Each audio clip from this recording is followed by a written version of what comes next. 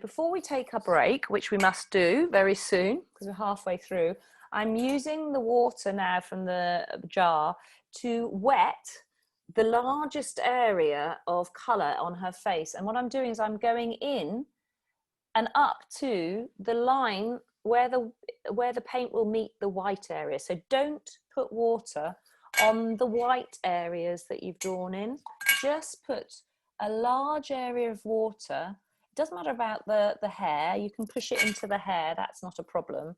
You can go right over the ear because that's been masked where it needs to be, and right into the area where the hair is here, and right down the cheekbone, right up to this bit, and across her mouth because there are flesh tones in her mouth, and then round her neck. But we're not going to put it in this lit area here.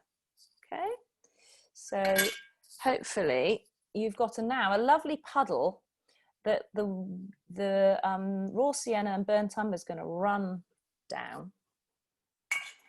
So as wet as you can, don't be too delicate because the paint will not run if you don't have water helping it move.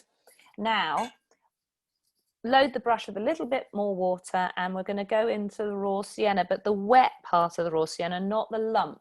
And I'm going to just feed it in at the top of this area and watch how it runs, and just pop it in. It doesn't matter, like I said, over the ear, that's fine.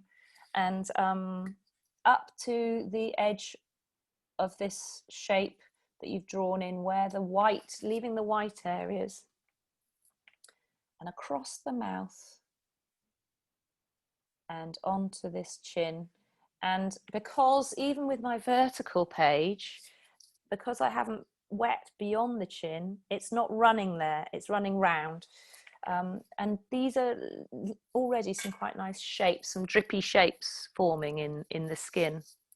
That's how you get sort of a bit of an impressionist feel. And I'm going to suggest you just bring some of that into the hair as well, because it's absolutely in the hair. So you can pretty much put it everywhere, actually.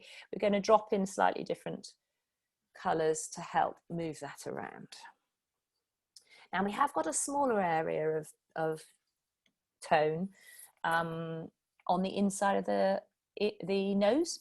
So just pop in. Now this is where the brush is quite useful because it's sculptural. That's why I like flat brushes. You can actually shape this area of shadow using the sort of sharpened edge of the brush. So align it with the shape of the nose and pop some of the colour in there, leaving a white gap. Okay, so there's a white gap just in there.